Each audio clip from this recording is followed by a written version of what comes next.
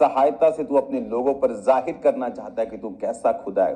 Bible कहती तू दया, करुणा से भरा हुआ परमेश्वर है। खुदावंद ये भी हमें तब मालूम है कि बाइबल में लिखा है खुदावंद, और बाइबल कहती जो लिखा हुआ तुम्हें मालूम हो उसके साथ तुम प्रार्थना कर सकते हो, उसके साथ तुम परमेश्वर को समझ सकते हो, तुम अपनी प्रार्थनाओं को, अपने वायदों को क्लेम कर सकते हो। खुदा बाप तेरे जीवित नाम में मैं इन सबको आशीषित घोषित करता हूं। आज खुदावंद जितना वचन ये सुने इनकी जिंदगी में 100 गुना फलों को लेके आए। आज खुदावंद जो बाइबल टीचिंग ये सीखें खुदावंद इनकी जिंदगी और परिवारों को और फाइनेंस को सेम न रहने दें। तेरे जीवित नाम में ये ब्लेस्ड हो खुदावंद और ये आगे बढ़ें। बाइबल कहती तेरे वचन को जानने वाले अपनी जिंदगी में आगे बढ़ते हैं, तेरे वचन को जानने वाले सिर ठहरते हैं।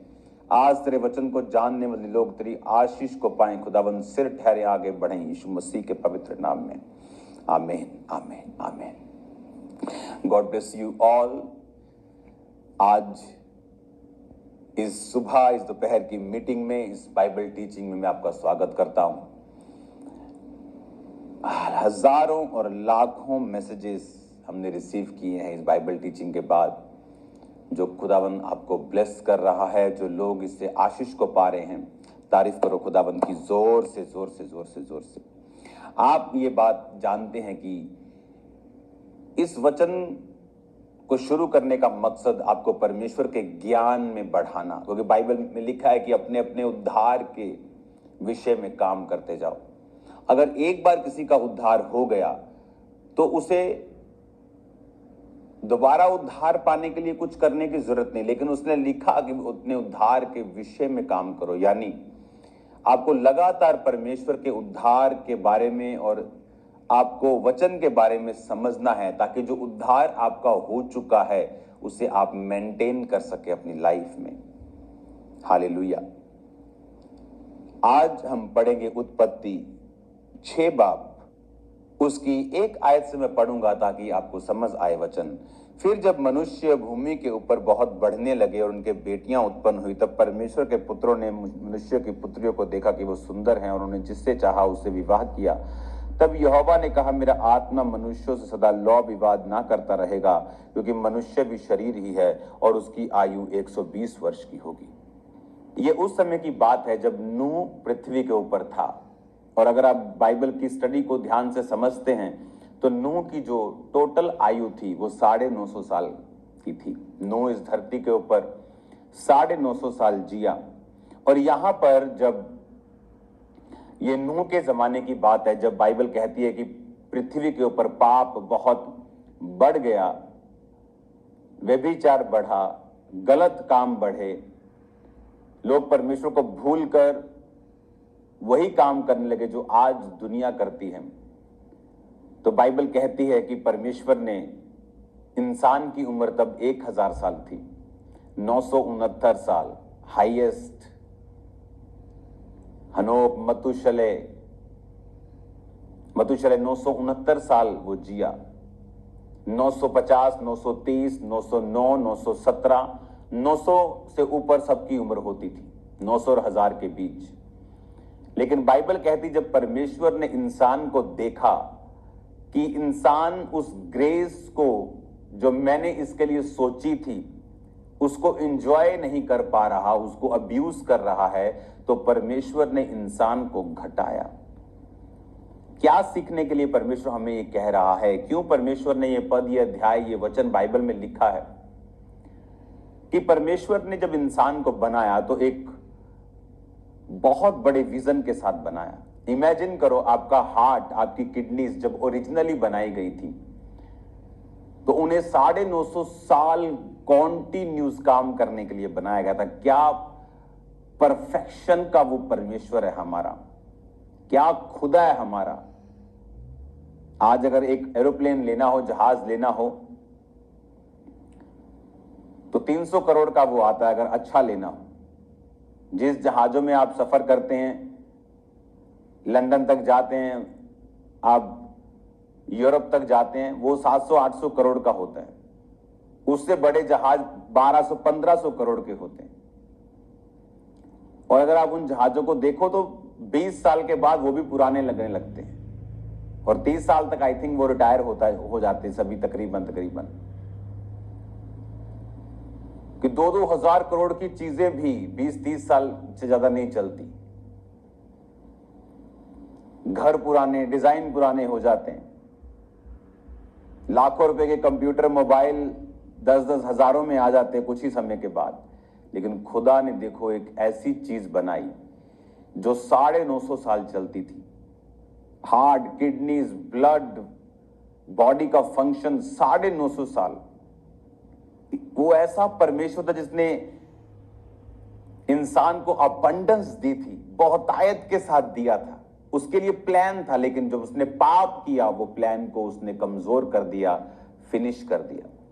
और जब परमेश्वर ने तो उसे इसलिए बनाया था कि वो सालों साल मेरे साथ समय को बिताएगा, कि मैं अपने हाथों से मैंने एक क्रिएशन की है तो 900 साल ये मेरे साथ बिताएगा। परमेश्वर का प्लान था ये। लेकिन बाइबल कहती परमेश्वर के प्लान को देखने की बजाय इंसान अपनी अभिलाषाओं को पूरा करने लगा, तो परमेश्वर ने कहा अब मैं इससे विवाद नहीं करूंगा, ये मनुष्य ही है, शरीर ही है, तो इसकी आयु मैं 120 साल कर दूंगा। सीधा 950 से 120 क्यों कम किया गया? इंसान की अपनी गलतियों की वजह से, परमेश्वर की ओर ध्यान ना देने की वजह से, उसका असल मकसद ना समझ पाने की वजह से परमेश्वर ने इंसान की उम्र को सीधा 950 से 120 कर दिया। इंसान कम हुआ परमेश्वर की मर्जी से नहीं, अपनी ही गलतियों की वजह से। ये तो वो चीजें हैं जो अभी बाइबल में लिखी हुई हैं। ये तो वो चीज है जो हमारे सामने आ गई कि इंसान 950 का 120 कैसे हुआ।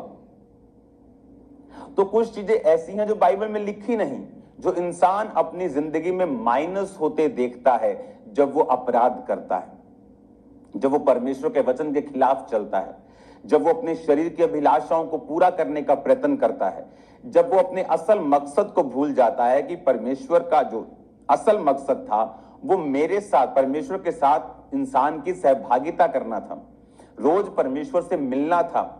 और परमेश्वर ने इसलिए इंसान को एक परफेक्ट शरीर के साथ, एक परफेक्ट फैमिली के साथ, एक परफेक्ट वर्ल्ड के साथ ब्लेस किया था।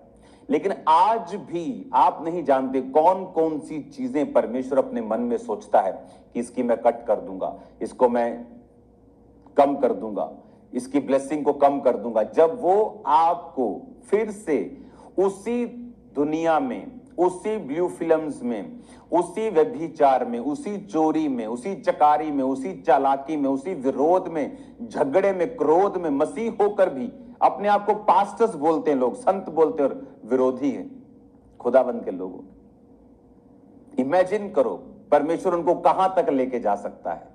परमेश्वर कहता नहीं, मैं छोड़ूंगा तो नहीं तुझे, मारूंगा तो नहीं, पर वहां नहीं लेके जाऊंगा जो रियल मेरे मन में है तुम्हारे लिए। आज कितने लोग हैं जो वहां तक नहीं पहुंच सके, जिस पॉइंट के लिए प्रभु ने उन्हें चुना है, वो वहां नहीं है। ये डिपेंड परमेश्वर पे नहीं करता, ये डिपेंड करता है हमारे ऊपर। ये डिपेंड करता है कितना हम परमेश्वर के सामने पवित्रताई में, प्रार्थना में, कितनी समझ के साथ, कितनी अधीनगी के साथ, कितना ग्रेटिट्यूड, थैंक्स गिविंग के साथ हम परमेश्वर के सामने चलते हैं। फिर से उस वचन को पढ़ेंगे अपनी स्क्रीन पे जो आपके सामने है राइट नाउ, और उसको ध्यान से पढ़ेंगे। तीसरा, मैं इंग्लिश में भी उसे पढ़ूंगा, आप भी उसे पढ़ेंगे, और हिंदी में भी आपके सामने आएगा। उसे ध्यान से फिर से पढ़ेंगे। तो लिखा, and the Lord said, the spirit shall not always strive with man, for that he also is flesh, yet his days shall be 120 years. कि उसके डेज, उसकी उम्र 120 साल की मैं कर दूंगा। बट रियलिटी में तो ये परमेश्वर की मर्जी नहीं थी कि इंसान सिर्फ 120 साल जिए। आज तो वो 120 भी नहीं जी पाता। आज तो 70-80 पे लोग जा रहे हैं। 70 भी मतलब बहुत उनको लगता है कि अच्छा हो गया। रीजन, वो चाहता हम उसकी ग्लोरी में जिए, हम वो करें जो परमेश्वर ने हमें करने के लिए ठहराया है। उसने अपनी संगति में रहने के लिए ठहराया। कितने लोग क्रिश्चियन लोग जो आज संगति करते हैं, जाओ फॉरेन में जाओ जहां आपको लगता है कि लोग बहुत क्रिश्चियंस हैं, चर्च नहीं जाते लोग, कारण सिर्फ कसूर उनका नहीं। हालेलुया। चर्च नहीं जाते लोग। मैं जब ऑस्ट्रेलिया में था तो एक जगह, जब मैं एक शूटिंग का खेल होता है वहां जो मैं गया, तो जो वो व्यक्ति जो करवा रहा था वो ओलंपिक मेडलिस्ट था, वो कॉमनवेल्थ 2010 जो इंडिया में था उसका वो गोल्ड मेडलिस्ट था। मैंने कहा आप क्रिश्चियन है? कहता यस। मैं कहा आप चर्च जाते हैं संडे? कहता नो। कारण ये है कि जीसस के बारे में कि वो पावरफुल है बताना, और एक है करके दिखाना कि वो पावरफुल है, वो सामर्थी है। जब चर्चेस दिखाती नहीं कि जीसस जिंदा है तो लोगों को वहां पे जाना बेनिफिटेड नहीं लगता, उनको बोरिंग लगता है। जब उन्हें यह पता नहीं चलता कि हम चर्च में क्यों जा रहे हैं, परमेश्वर की प्रेजेंस, वहां पावर काम करनी चाहिए, वर्ड ऑफ गॉड होना चाहिए कि आपका जो असल मकसद है परमेश्वर को आपको पैदा करने का, वो उसके साथ सहभागिता रखना है। परमेश्वर के साथ आपकी अगर सहभागिता नहीं है तो परमेश्वर आपको कम करेगा। ये तो परमेश्वर ने बता दिया उम्र के बारे में। पता नहीं कितनी हजारों लाखों चीजें होंगी जो परमेश्वर कम करता है आज आपके लोगों की जिंदगियों में, जब वो आपको परमेश्वर में चलता हुआ नहीं देखता। अब जब ये बात हो रही थी तो किसी को पता थोड़ी था कि परमेश्वर ऐसा सोच रहे, तो वचन में लिखा है तो हमें मालूम है कि जब परमेश्वर नीचे देखता है और मनुष्य पाप कर रहे हैं और जिससे चाहे विवाह कर रहे हैं, पाप कर रहे हैं, खेल रहे हैं, कूद रहे हैं, व्यभिचार यानी कर रहे हैं, तो बाइबल कहती है कि परमेश्वर ने कहा मेरा आत्मा नीचे देख कर कि मनुष्यों के साथ सदा लो विवाद ना करेगा, क्योंकि ये शरीर ही है, मैं इसकी आयु को 120 साल कर दूंगा। पता नहीं कितनी ऐसी चीजें हैं जो परमेश्वर आज कम करता है एक व्यक्ति की लाइफ में। कौन सी वो ब्लेसिंग, वो फाइनेंस, वो ग्रोथ, वो चर्च, वो स्पिरिचुअल अनॉइंटिंग, वो लाइफ जो आप चाहते हैं, और उसको पाने का तरीका क्या कि परमेश्वर की ग्रेस को कभी अब्यूज गाली मत दो। उसने आपको ग्रेस दी है चर्च जाने के लिए, गाड़ी दी है, उस गाड़ी को शराब धोने के लिए यूज मत करो। उसने आपको शरीर दिया है, हेल्थी बॉडी दी है, उसने आपको चर्च में लोगों को लेके जाने के लिए साधन दिए हैं, उसे अब्यूज मत करो। उसने आपको मोबाइल दिया है, आपको टीवी दिया है, इंटरनेट दिया है कि आप बैठ के वचनों को सुन सके, प्रभु के बारे में समझ सकें, उसको अब्यूज मत करो कि आप आधा घंटा इंस्टाग्राम पे हैं, एक के बाद एक वीडियो ऑडियो चल रही है, एक के बाद एक हंसी ठट्ठा चल रहा है, लेकिन जब बाइबल पढ़ने बैठते हो 10 मिनट बाइबल नहीं पढ़ पा रहे हैं। लेकिन इंटरनेट पे बैठे तो 2 घंटे भी निकल जाते हैं और मालूम नहीं, आंखें थकती हैं तो मालूम होता है इंटरनेट पे 2 घंटे हो गए। हमने अब्यूज किया उन चीजों को जो खुदा ने हमें अपनी ग्लोरिफिकेशन, अपनी महिमा के लिए दी। और जब हम परमेश्वर की दी हुई ब्लेसिंग्स के लिए शुक्रगुजार नहीं होते और हम उसे रॉन्ग चीजों के लिए यूज करना शुरू करते हैं, तो बाइबल कहती परमेश्वर देखकर उसे दुखी होता है और उन आशीषों को और उन चीजों को कम करता है हमारी लाइफ में। अब यहां पर जब नूह के जमाने में परमेश्वर ने यह सोचा कि मैं मनुष्य की आयु 120 करूंगा, आपको क्या लगता है? अनाउंसमेंट हुई ऊपर से कि सब मनुष्यों को अनाउंसमेंट हो रही कि भाई आज से तुम्हारी आयु 120 होगी? No, it was just thinking, God was thinking in his own mind. अपने दिमाग में वो सोच रहा परमेश्वर ने 120 साल में करूंगा, बोला 120 साल करूंगा। हेवन ने सुना होगा, स्वर्गदूतों ने सुना होगा, और उसके बाद एकदम से अगला वंश 120 साल का नहीं हो गया, आयु कम होती गई। 900 से लोग 700 साल जीना शुरू कर गए, 777 ऐसे, फिर 500, 600, 500, 200।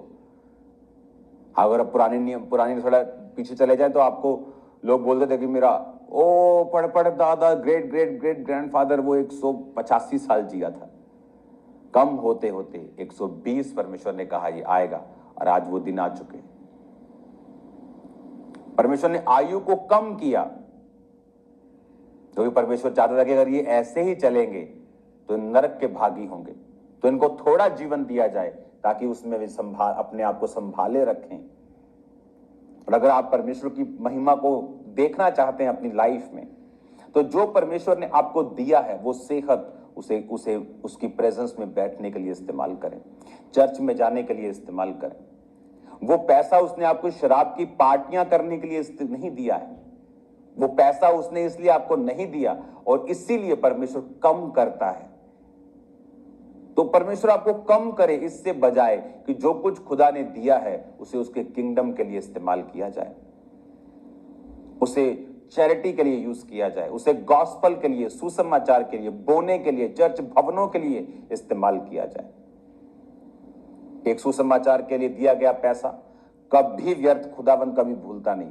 एक भवनों को बनाने वाला पैसा परमेश्वर कभी भूलता नहीं। सुसमाचार जो रूहें बचती हैं, भवन जो बनाए जाते हैं, और विडोज और ऑर्फन्स और गरीबों को दिया गया, परमेश्वर कभी भूलता नहीं। हालेलुया।